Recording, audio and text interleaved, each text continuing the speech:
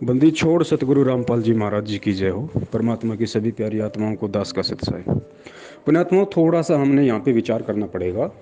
देखो, इसीलिए तो परमात्मा कहते हैं कि जो अध्यात्म है वो तर्क वितर्क का विषय है। जब तक तर्क वितर्क नहीं होगा तो परमात्मा कहते हैं ना ही तो ज्ञान निखर सकता और 7 जन्म आप भगत भी नहीं बन सकते।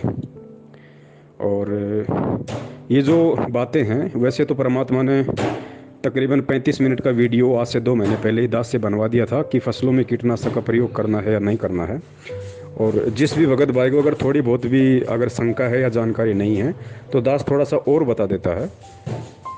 देखिए, आज से पहले भी हल से खेती होती थी और आज भी हल से खेती होती है।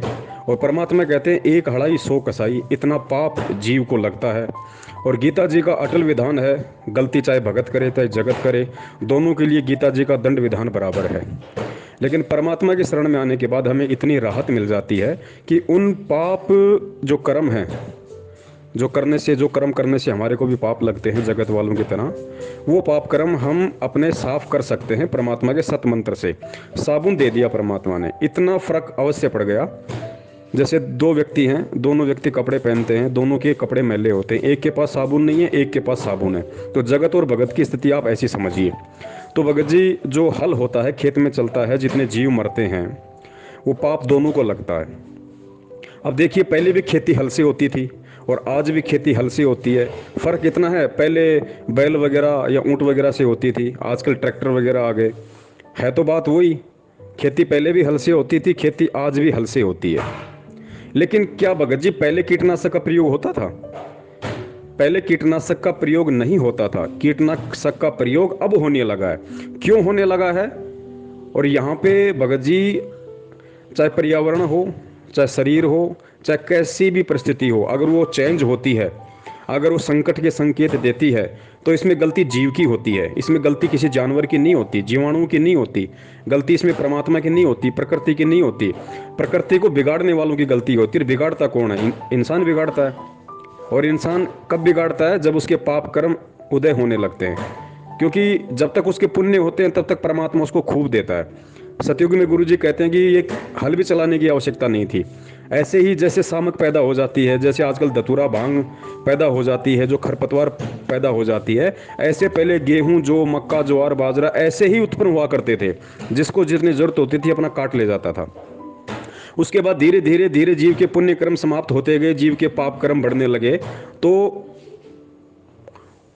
उन पुण्य कर्मों के कारण जो परमात्मा की तरफ से जो उसको सुविधा मिल रही थी, वो सुविधा मिलना बंद हो गई। फिर जीव को मेहनत करनी पड़ी, धीरे धीरे अपनी मेहनत करनी पड़ी। और जब जीव मेहनत करता है तो 100 प्रकार का दिमाग लगाता है। और काल प्रेरित हैं यहाँ पे सभी। तो ये जितने भी कीटनाशक हैं, जितने भी दवाइयाँ हैं, ये सब कुछ हमारे पाप कर्मों का ये परिणाम है।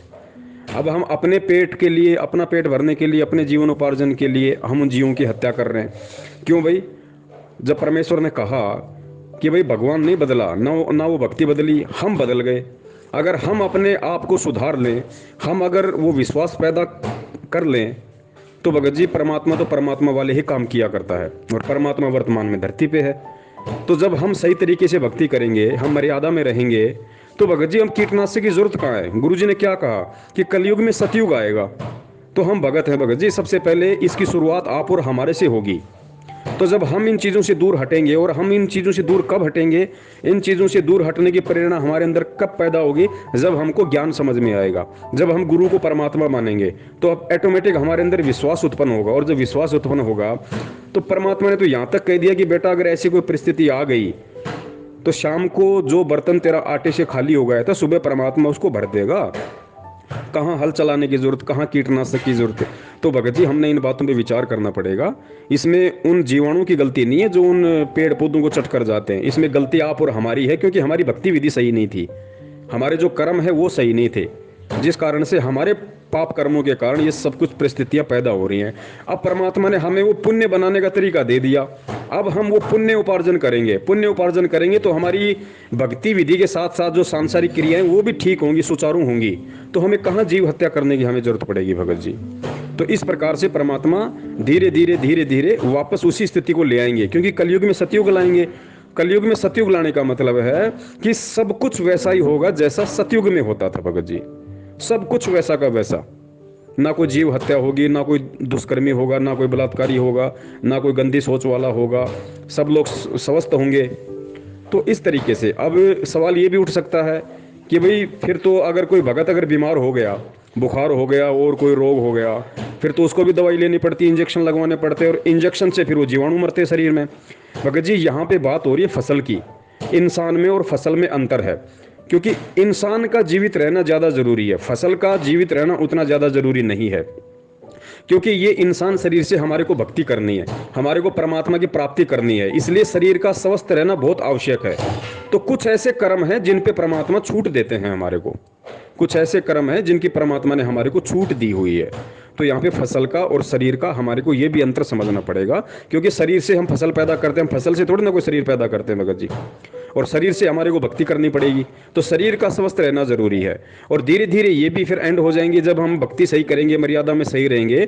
तो जिस प्रकार परमात्मा उन जीवाणुओं से हमारी फसल की रक्षा करेगा, ऐसे ही भगत जी कीटाणु से हमारे शरीर की भी रक्षा करेगा।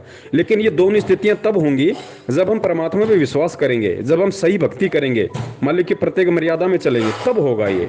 तो इसकी शुरुआत हमने करनी पड़ेगी। इसलिए भगत भाई आपस में ये डिस्कस कर रहे हैं कि भाई भगत होकर अब कीटनाशक की जरूरत नहीं होनी चाहिए, क्योंकि अब हमने कीटनाशक से ज्यादा परमात्मा पे विश्वास करना चाहिए।